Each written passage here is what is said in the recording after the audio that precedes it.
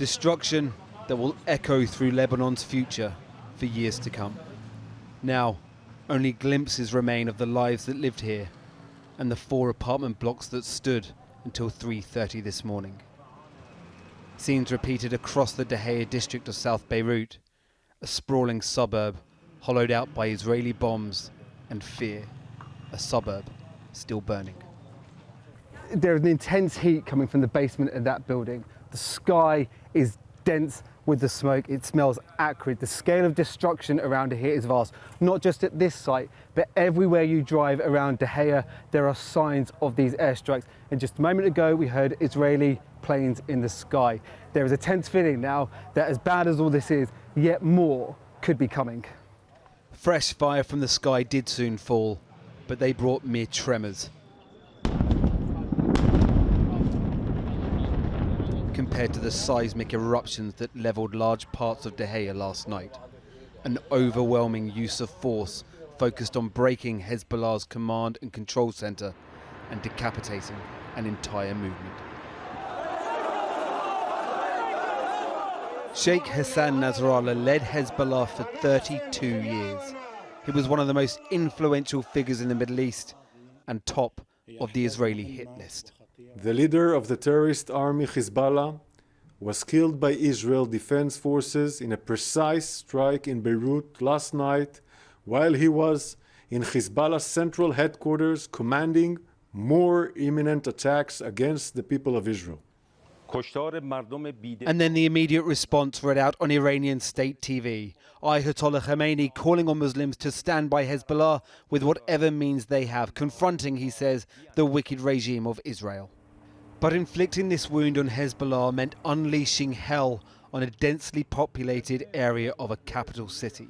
We may not know the civilian cost of last night's airstrikes for weeks to come. In their droves, they fled their homes last night, an evacuation en masse, and now the city's streets are littered with loved ones nursing each other's shock. This family has huddled exhausted on this corner since the early hours. Not a sound uttered by these children, stunned into silence. My daughters were terrified from the situation, very scared. Netanyahu is aiming to kill small kids. This little one, look at her and her. They are not ready to see war. Saturday morning at the Corniche by Beirut Marina, in place of the walkers and weekend runners, an encampment of the displaced, the war-weary, and the odd person checking on the new neighbours. It's not just the residents of Dahaya dealing with the aftermath, but those that race to help them too. Of course, the situation was so hard. The bombs were like raining everywhere. Of course, it's something hard for the people to be there, it's hard trying for you to work. too. Exactly, to work there and help, and then at the same time be afraid if they're gonna stay alive or not. But did that go through your mind last night, that whether or not you would survive? If I'm gonna say no, I'm gonna be lying. But for the emergency vehicles, every corner of this sprawling district is now desolate. A district that's a Hezbollah stronghold. This street of Dahaya is 3 kilometers from the center, but here too the smoke rises. The emergency workers shows us part of the rocket that pierced this building and what may have lay beneath. This apartment block, locals had told us, was hit at 3 a.m. but because there had already been so many airstrikes by that time, it had already been evacuated. Now, we don't know exactly what's hit it, but it appears from looking inside that some form of penetrating bomb has gone deep under the ground, and that's where it's exploded, and that's where all of this smoke is billowing from now. It's not only the buildings smouldering across this nation. With tensions rising, the Lebanese army have been deployed in fear of not Israel, but civil unrest within these borders. As displaced families took shelter on the steps of Beirut's Blue Mosque, those that could forgot about the horrors of the night before. But for most, a dark cloud looms over these lands.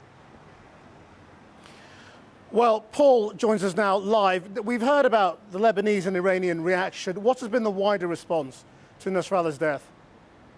Well, in the last hour, we've had a response from Joe Biden calling the killing, quote, a measure of justice for many of his victims. That will not go down well with many here. There is already a sense that while it may be Israel that's done everything over the last couple of weeks to Lebanon, they've done it, and at no point has the US stepped in to intervene. They feel that the US is the one who has the relationship, the authority to do that. It's something we've heard countless times from people that we speak to up and down the country. In fact, today, as we were talking to distressed people, we have to be very sensitive because of the amount of anti-West sentiment. In the last half hour, the US State Department has ordered families of some US diplomats to leave.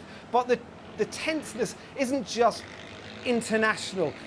There is a level of fear on the streets here. Earlier on, we saw swarms of tanks being deployed because of fear of civil unrest. Right now, restaurants are closed. This is a city waiting for what may unfold and fearing what may unfold.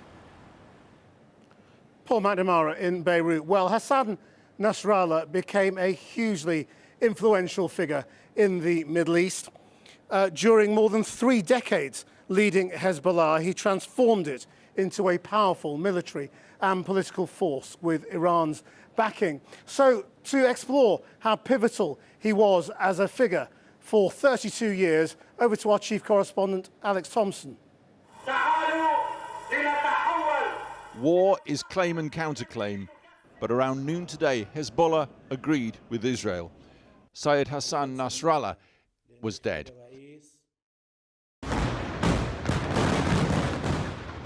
At some point during Friday's airstrikes on Beirut's southern suburbs, Israel says it struck what it called an underground Hezbollah command bunker beneath a residential building after intelligence that the Hezbollah leader was there at a meeting. طبعا الهدف هو هز معنويات حزب الله. 32 years leading Hezbollah's state within a state. Militia, of course, but an extensive social, political and welfare mini-government. Lebanese political leaders came and went. Nasrallah, and thus Iran, who fund and supply Hezbollah for proxy war on Israel, was always there. I think as the US found in both Iraq and Afghanistan, where you are dealing with a movement rather than just a leader or an established government, you can kill as many of the leaders as you like, and there will be more leaders moving in, taking over. The Israelis hope that these will be intimidated, but the risk is that you get a leadership in charge of Hezbollah now that is only going to seek revenge. Israeli officials released this photo claiming to be Prime Minister Netanyahu ordering the airstrike from New York. US officials were, it seems, kept in the dark. His UN speech, long on war, short on diplomacy, pointedly warning Iran by name, Lebanon by implication. There is no place in Iran that the long arm of Israel cannot reach. And that's true of the entire Middle East. Then he said, we are winning. Certainly a series of body blows to Hezbollah, the recent exploding pagers and then walkie-talkies instilling terror into the organisation. Alongside that, though, a series of strikes killing the Hezbollah leadership. Hassan Nasrallah, the supreme leader, dead, leaving Hezbollah leaderless, probably not for long. Last Tuesday, an Israeli attack killed Hezbollah's rocket division commander, Ibrahim Kubaisi, in South Beirut. 4 days earlier, Ibrahim Akil, operations commander, and Ahmad Wapi, another top commander, killed in the same attack. Back in July, Fouad Shukr, Nasrallah's right-hand man, killed in South Beirut. Hezbollah stepped up firing its rockets into Israel the day after the October the 7th attacks. It has not stopped since. So what now for Iran, who set up, supplies and sponsors Hezbollah to deliver its war against Israel by proxy? There is a new president who is keen to try and improve the lot of the Iranian people, which they can only do if there is relative peace in the region, some kind of rapprochement with the US that reduces the cost of sanctions. On the other hand, there is the IRGC, the Iranian Revolutionary Defense Force, who are keen to continue prosecuting the campaign against Israel through their proxies. Already over 800 people killed and well over 100,000 displaced by Israel's Lebanon attacks. the Israelis calling up reservists, moving ground forces towards the border as the airstrikes pound every day. But remember this, Nasrallah became leader back when the Israelis killed his predecessor, Abbas al-Musawi. Israel wanted to behead the snake, as it put it. Instead, in Nasrallah, it got a far, far more potent leader. Well, joining me now from Beirut is the Iranian academic Mohammad Morandi, who is normally based in Tehran. Good evening. What difference do you think the death of Hassan Nasrallah and so many of his senior commanders makes?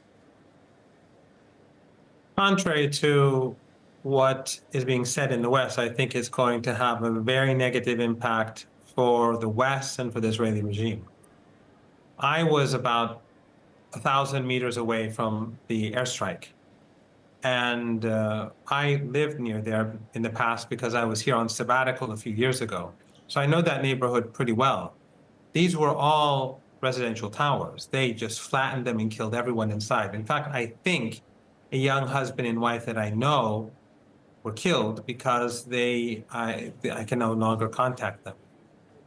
So this country, the region, is outraged by the fact that the West is supplying bunker busters to slaughter and massacre, and the West will justify anything that the Israeli regime does. If killing Sayyid Hassan Nasrallah or other commanders while slaughtering hundreds besides them is exactly what they did or pretended to do in Gaza when they would simply massacre people and then say that there was some person from Hamas there, that's fine with the West because the West is racist, to be very blunt, and Israel is racist. But what is their capability? They work together well. You're saying? What is their capability, though, given so much of their leadership has been taken out, and how will Iran help or direct them? Well, Hezbollah actually grew up. It was created as a result of a previous Israeli regime invasion of Iraq, where they took Beirut. And in one instance, in the Sabra and Shatila camp, which is not far from where I am, not too far, they and their local militia allies massacred 4,000 Palestinians and Lebanese in 36 hours. So Israeli genocide is nothing new. This goes way before Hezbollah. Hezbollah was created then and drove them out. It was a very small organization, but it grew gradually more and more powerful. The weakest link, I have no doubt that the weakest link is Beirut, because Beirut is where all the Western embassies are, where all the Western NGOs are. They infiltrate, they spy, and also those groups, those militias that I told you about, they have people everywhere. So Beirut has always been a very dangerous place, a very good place for Western intelligence agencies. And this was also the case before Hezbollah, during the PLO time. But outside of Beirut, where Hezbollah has thousands of kilometers of underground tunnels, far more extensive and sophisticated than Hamas or Islamic Jihad in Gaza, the story is very different. They have huge numbers of people ready for war with sophisticated weapons, missiles that are very well protected. This is not Beirut. So if the Israelis think that they're going to walk into Lebanon, I think they're going to be beaten badly. Hezbollah is... Right, but what is Iran going to do? I'm sorry to interrupt, it's just a bit of a delay on the line. What will Iran do to help? You know, and why has there not been a response, a missile response from Hezbollah yet? I think in general, from the very beginning, what happened was that Hezbollah actually entered the battle in order to defend Gaza, to draw forces, Israeli forces away from Gaza, to help the resistance and also to help keep kids alive in Gaza. So Hezbollah took a voluntary decision. They made a sacrifice, and they lost many people during the last year, but effectively drew away half the Israeli army during this year. And obviously they were very effective, and that's why the Israelis are now seeking revenge. But Hezbollah has from the very beginning, and the same is true with Iran, the same is true with the axis of resistance is that they don't want to be the first that escalates, because they want the global South and the international community, forget the West. The West is pro-Israel, ethno-supremacism, pro-racism. They're useless. But the rest of the international community sides with Iran. We saw this brutal monster Netanyahu at the UN General Secretary, when he was giving his speech at the General Assembly, how the global South walked out. So Iran and the Hezbollah want to keep him isolated and then escalate, so that everyone sees that this retaliation is legitimate. Mohammed Marandi, we must leave it there. Thank you very much indeed for your time. Well, earlier today, I spoke to Avi Issakarov, a Middle East analyst and Israeli journalist who is in Tel Aviv. And I started by asking him what he thinks the killing of Hezbollah leader Nasrallah has achieved for Israel. I think that what Israel tried to do is to rebuild its deterrence vis-a-vis the terrorist organizations, and actually to get rid of one of the most dangerous people on earth. I think that what he managed to do in Hezbollah is to turn it from a very small, radical militia into the mainstream of Lebanese politics and a huge military organization that has long arms in Yemen, Iraq, Syria, and of course, took over Lebanon. What danger is there that his successor is even more extreme? Well, I'm not sure that, there's something here to threat Israel with someone more extreme than Hassan Nasrallah. It's like you take the craziest guy in the block and say, we might bring the craziest guy in the block instead of him. So way worse than him, I don't think that it can happen. I think that only better can come out of this situation. Because again, Hassan Nasrallah wasn't just another terrorist. He wasn't just another leader of a terrorist organization. He was a charismatic leader. He gained a lot of support and popularity all over the Arab world. And yes, by cutting the head out of Hezbollah, you send a message. You send a message that Israel had enough of terrorists trying to provoke it, trying to actually terrify the state of Israel and the Israeli citizens. A lot of people are speculating that this pushes Iran into a position where nuclear weapons become perhaps their only avenue to maintain their sense of strength. I don't think that this is the case, since Iran was heading to a nuclear bomb way before Hassan Nasrallah became the leader of Hezbollah, and even before the Islamic Revolution. The Iranians started with their romance with a nuclear bomb even before the fall of the Shah in 1979. So I don't think that there's any connection here, that it might encourage them to get a nuclear bomb. They want a nuclear bomb, regardless of Hassan Nasrallah, yes or no. And strategically, in terms of Israel's war aims, does a land invasion of southern Lebanon still make sense now?